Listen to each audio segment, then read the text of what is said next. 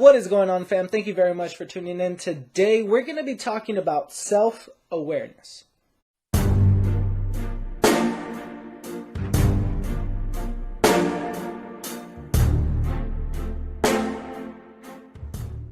Now, if you want to make really big changes for 2020, well, I need you to hit that like button, hit that subscribe button, share this video with your friends, because it's one of those viral videos that unless other people know, then they won't get the same opportunity that you're currently getting right now. And once you do that, we're going to be able to assess how to assess ourselves. Now, lately, with changes coming into 2020, everything's not so black and white anymore. It's shades of gray, 50 shades of gray. That's why I'm Cristian Gray. And emotional intelligence is becoming something that everybody needs now. Back when I was in college, the one class that changed my viewpoint was human resources. The one subject that really got me was when we were talking about soft skills.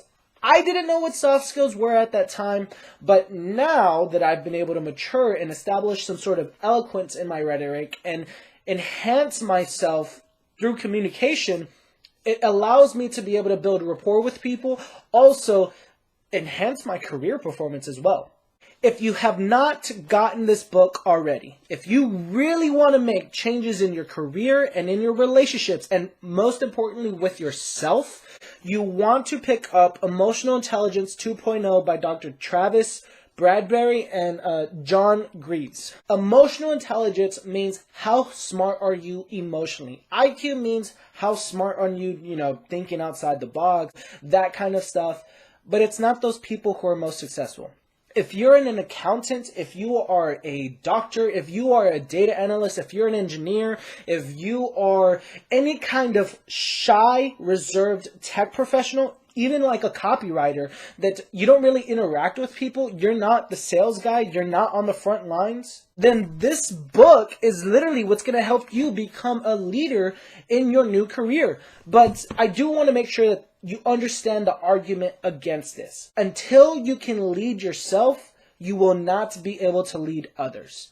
And that is why I also created my guide to executive performance, which you can get down in the link of the description. It's free. It's like a 30-page ebook that I cram sales, emotional intelligence, my resources, my experience, everything that you need to know in a 30-page ebook, so you don't have to overthink it. You have to be able to lead yourself before you can lead others. And that is why self-awareness is key to getting you to where you want to be. This has nothing to do with mindset. This has nothing to do with mental health. This has to do with you being cognizant or proactive in why you do the things you do. The question is, what is self-awareness? Self-awareness means to be aware or to be cognizant of your actions, thoughts, and feelings. So it's you trying to look at yourself in a two-way mirror, but there's no two-way mirror. And the easiest way I can say this is, if you've ever had a shitty day and you're like, this day went to shit, and you've just been pessimistic for 12 hours, 16 hours straight, now it's your time to be very self-aware on where did things go to shit. I do want to give you a little task, a little duty, a little responsibility, and start journaling if you don't already. So one of the things that I do in the morning or at night, sometimes I do both, just depending on what kind of day I had, I will journal all the thoughts that are driving my anxiety levels through the roof. So if I had a really bad, shitty day, I'm going to talk about what I did. But I don't talk about, Joan decided to throw me under the bus because I turned down a project late. No, yes, of course, that is a big key factor. But the question is that how I respond to Joe throwing me under the bus and why it pissed me off. Well, the question is that how can I not be pissed off?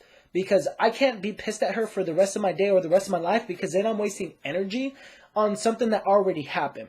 Self-awareness is you trying to document and reflect back, looking through that two-way mirror of how can I improve myself? How can I improve my responses and not make them reactions? So the easiest way I can say this is, if I get a firework and a lit match and I put that, it's going to explode. That's a reaction. A response is me putting two and two together and being cognizant, aware that it's going to react. That is a response, right? How I respond to certain situations of I have a lit match and I have a firework.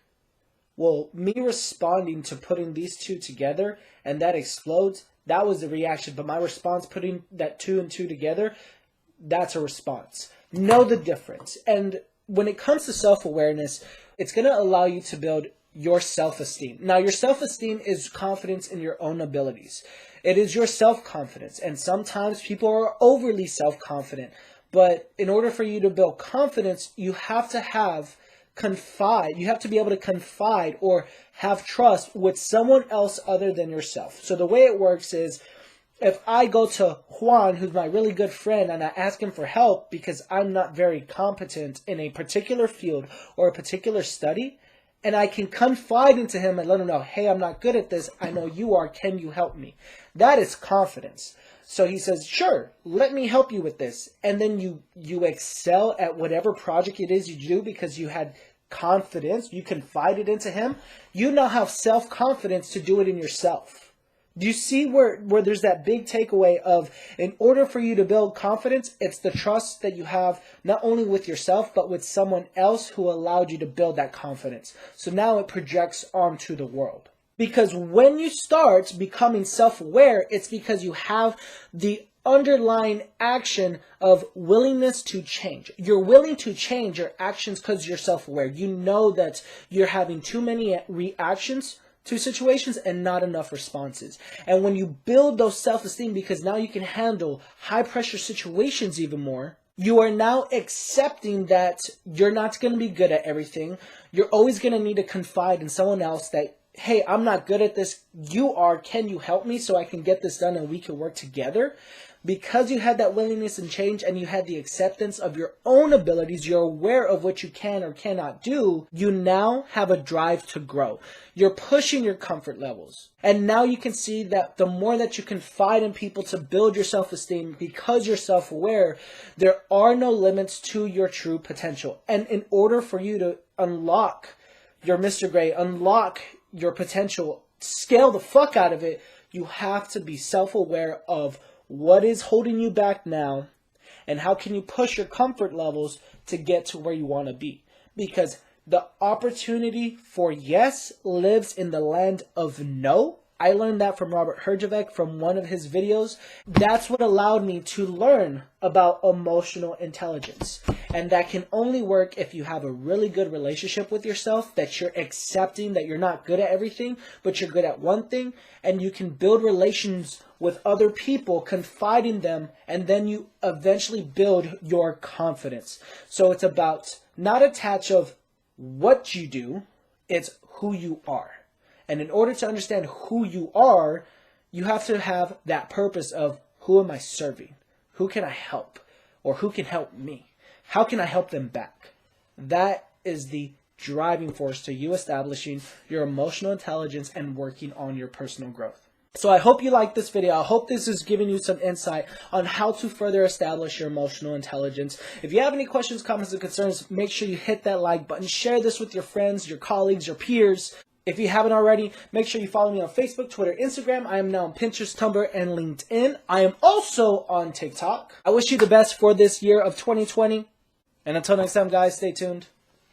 Take care.